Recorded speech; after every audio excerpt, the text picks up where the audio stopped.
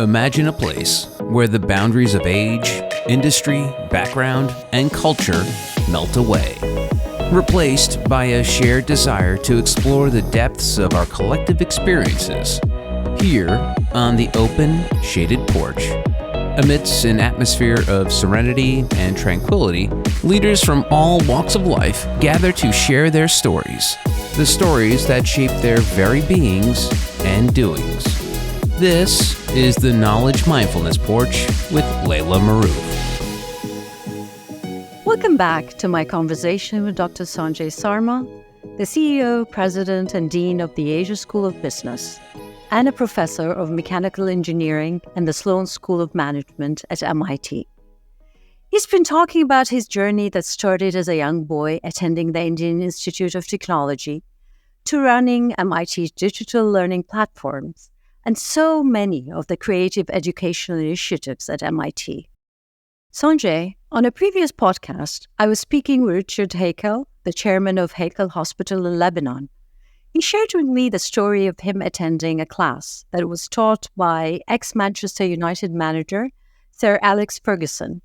And Richie asked him why he was so successful building Man U, yet the team failed after he left.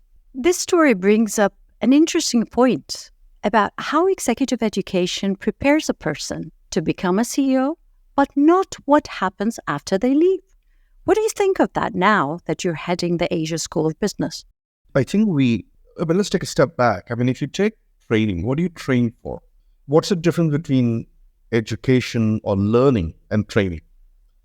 Training is what you do to someone. I'm going to train you to do this job. Learning is I'm going to learn to do the job. In other words, my desire to learn is driven by a higher motive than your desire to transact something.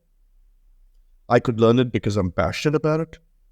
I could learn it because I want to earn money with it. It's more authentic, actually, learning. It's pull as opposed to push.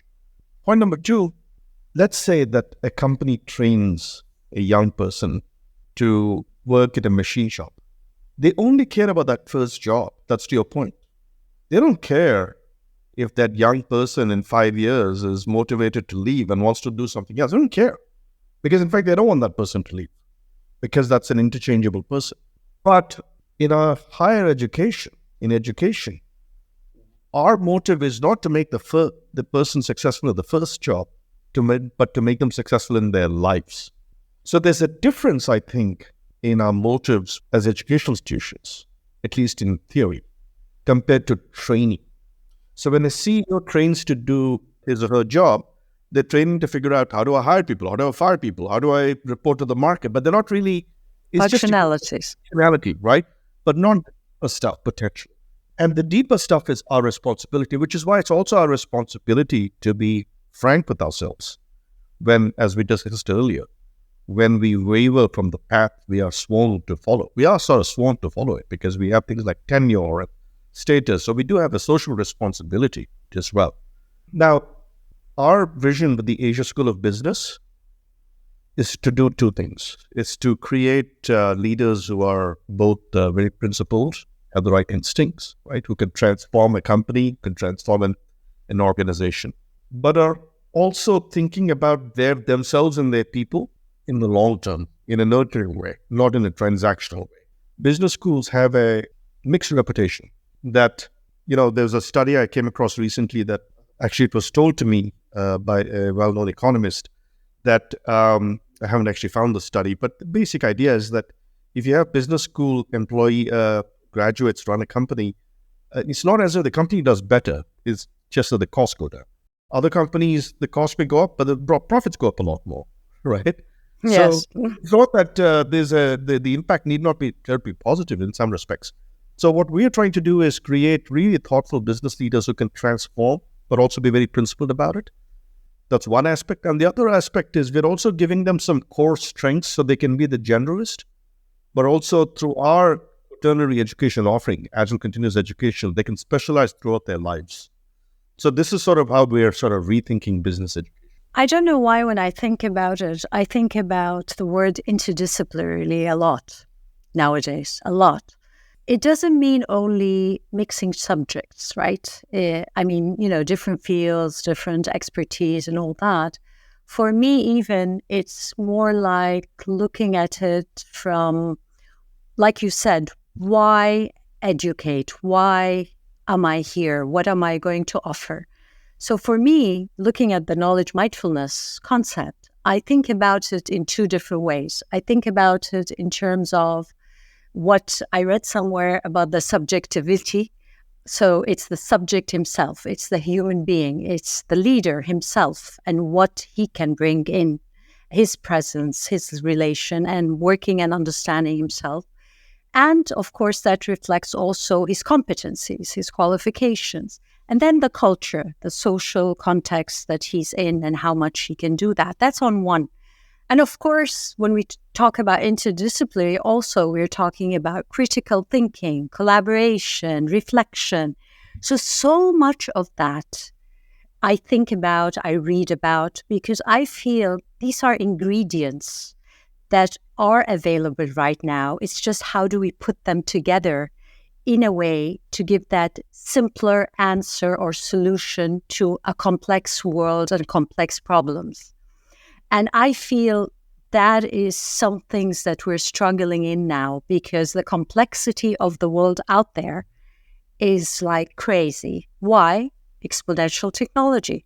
Why? AI now is like the competition, right? In so many ways. And we can see that. I was looking at The Economist, I think their April issue, and I like the title. It's like they said, the wise worry. We need to be wisely worried about this AI thing. But there's a lot to talk about when we want to talk about AI because it's a reality now, because everyone is talking about Chat GPT, and it's that user-friendly, let's say, thing that everyone is jumping into without thinking twice of what is the pros and cons of this technology. Like everything else, by the way. It's not like, but what I see, and maybe you can add so much to that, what I see is it's like a choice of ignorance that we're seeing right now in the world. They are choosing not to want to know. And that's, I feel, more dangerous than not knowing. Am I right? You're absolutely right. I mean, think about it. You've just said interdisciplinary. What does discipline mean? It means a field. It also means a penalty to someone who hasn't done something right.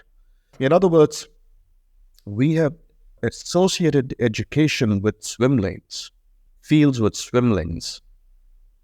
And that was fine if everyone lived in swim lanes. But we don't live in swim lanes anymore because you and I are using AI and AI is using us. And AI is showing up in our smartphones, in our cars, in looking at our resumes, in our voice recognition, in your Apple Watch, the thing that reads your health. It's everywhere. It is touching your humanity. It is touching your biology. It's touching other people's biology. Will the Apple Watch work on someone who's dark-skinned, or will it not go through? So by definition, we're in this weird time where, in fact, we have to use this word, which is no discipline. We should never be interdisciplinary, right? Which is breaking the discipline, right? Breaking the rules that have been set forth to us. So I actually think that we have drawn boxes around us, and now we're saying, oh my God, we've got to think outside the box. But we've spent all these years drawing boxes around ourselves and around people, saying, you will do this, and you will do that, and you will do that, and suddenly expose them to a world where they need to do everything. Because, when climate change happens, or when there's a cybersecurity event, or when there is a geopolitical conflict, they're not ready for it. So one of the changes that education has to undergo, in some respects, more profound change than the first one I listed, which is continuous education. The other point I made, which is critical thinking, which is really developing peripheral vision and being interdisciplinary or being undisciplined in a nice way. Yes. But there's one thing about that I think about is I always ask myself what it means to be human in an AI age. And I think you touched on it about the disciplinary thing. When I was telling you about this shortening the distance between our head, hearts, and soul, I think I refer to in the book about when I say parapsychology, spirit, soul, what I really am referring to is our core values, our core human values in so many ways. And for me, just lately, it was an aha moment that maybe these are the breaks. This is where the breaks, this is where our creativity stems from our heads. There's so many components we synthesize. And we are limitless in that synthesis, if you can say, right? But then you need some kind of a break where it can overlook and guide that limitless creativity, right? In many ways, that comes from our morality. It comes from our ethics of what we can do and what we can't do, or it should not because it's harming X and Y. So there is that kind of balance for us as humans, supposedly, of course, if we can work on that morality, if, we can enhance it in so many ways.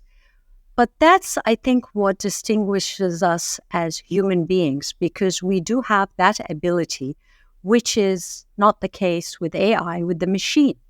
So the machine can synthesize more than us. It's that augmented kind of intelligence, but it's like, I feel it's a delusion in so many ways because we think about it as intelligence. And I think of intelligence, personally, my perspective is really augmented human capabilities and how we can put that together and apply it.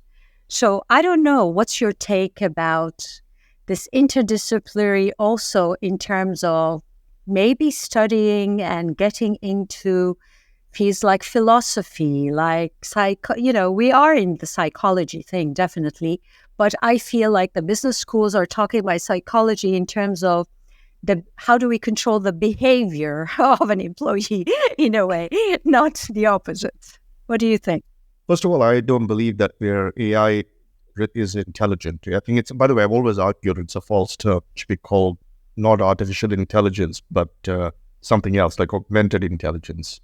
MIT was involved in that revolution and it was hyped up. It's scary now because it's finally shown up. And the reason it's so scary to us is because language is one of the fundamental things that separates human beings from even the primates. And suddenly this thing spits out language and you can have a conversation with it. And if you use ChatGPT, which I'm sure you have, and most people have, you can talk to it. It actually sounds sensible. And when people freaked out when these things had hallucinations, they freaked out because actually humans can be like that. But guess what? It's still a machine. It is just a predictive typer. It's, when you type words on your phone and there's a next word, that suggestion. This is just an advanced version of that. That's really all it is. So we have not discovered intelligence. What is more worrisome is that even with this limited capability, it can replace a lot of human beings in their jobs. What that tells us is we're not using the human potential properly. We're using them like cogs in the machine, like robots. And as I like to say, and then the real robots showed up. Yes. So we're like, well, so what you're talking about, which is what is consciousness, what is self, what is other. In fact, I just read a paper yesterday. Maybe they figured out where consciousness sits in the brain. What is presence? What is awareness? All these things are becoming so profoundly important. I've read papers after papers on this topic. There's research at MIT on it and other places where we're trying to figure out the essence of the human brain, the theory of the mind. So to me, this is where AI is going to chase us. And if it took AI to get us to go there, so be it. But this is where we need to go. But do you think that we can just stop there without really making an effort for, let's say, the average person to kind of work harder on elevating his knowledge maturity to be able to do what you're saying? The average person is us. I love the Ubuntu philosophy. Have you seen that? The Ubuntu philosophy. I am because we are. Yeah. Yeah. It's a collective consciousness. Yes. Yes. There is no individual greatness here. I mean, it's not, if I suddenly discover something, big deal. It is when we collectively, with a shared consciousness, achieve something, that truly something is achieved. Without a doubt, it's all of us. AI is going to put a lot of people out of jobs, unfortunately. Collectively, we've sort of become a little bit smug and, we've sort of settled into a life. But then, the Earth's going to, the planet's going to hell, right? So we've all got to wake up.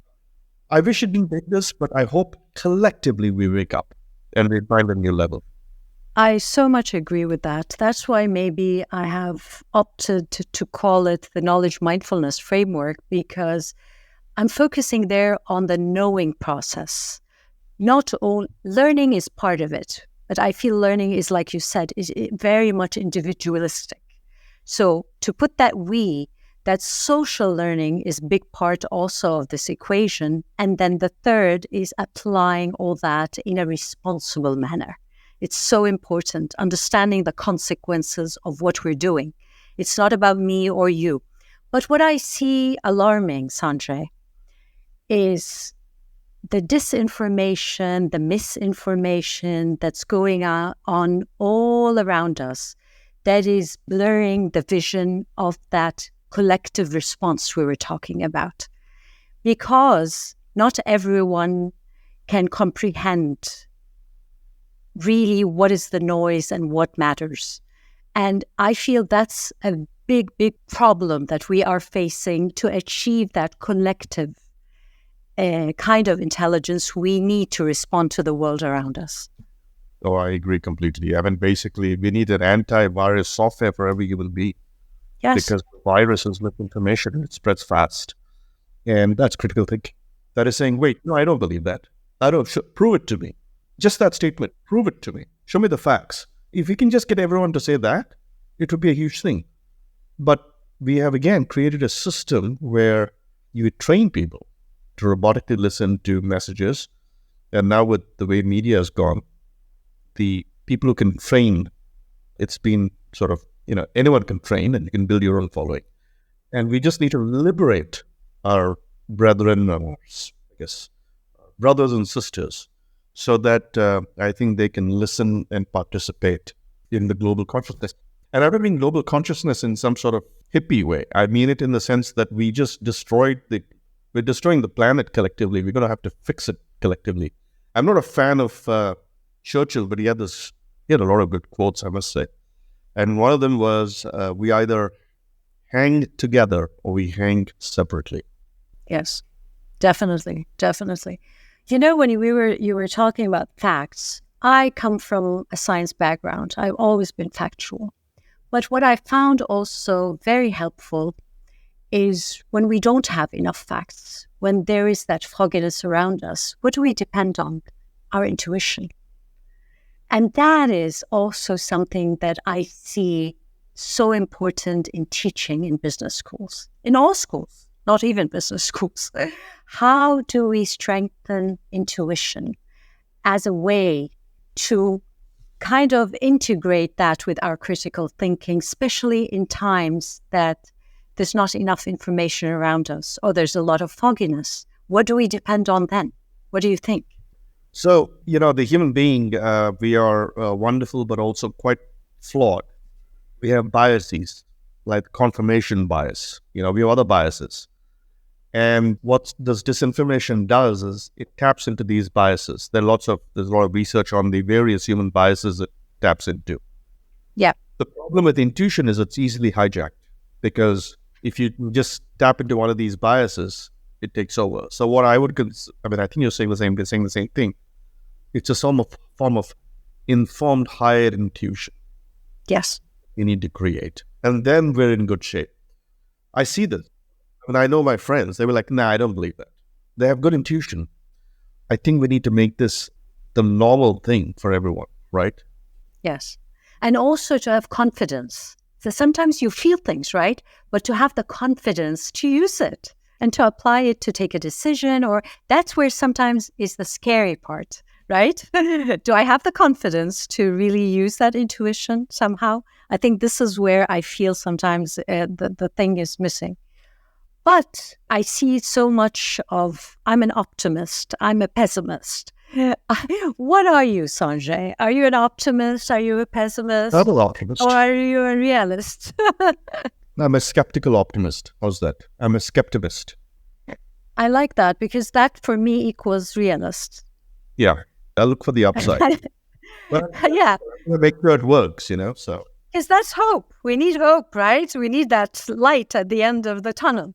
So it goes to really what a famous writer said, to live in a time of great premises is to what? Experience both tragedy and comedy, in a way, with the immense revelation of understanding ourselves and the world. It's always that interplay of how much you want to form, right? You want to change and how much the world is changing.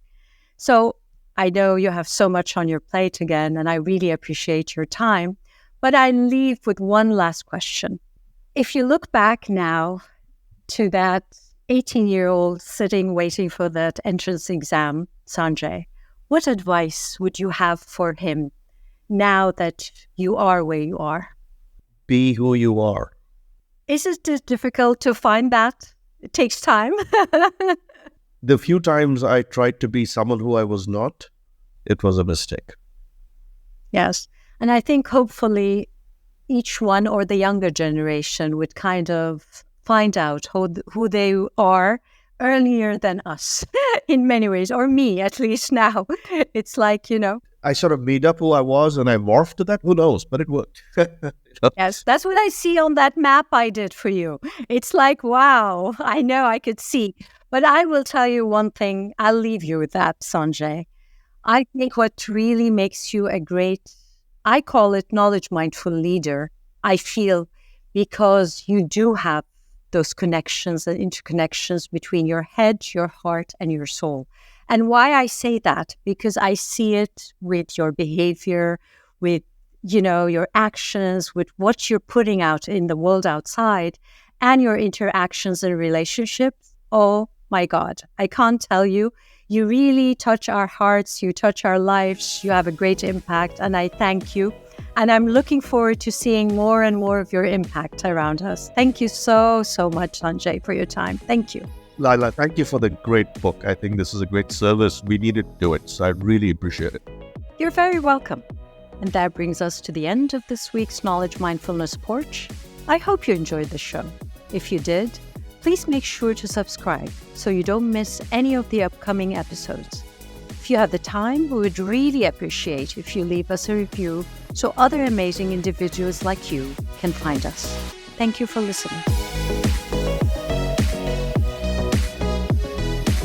You have been listening to the Knowledge Mindfulness Porch with Laila Marouf.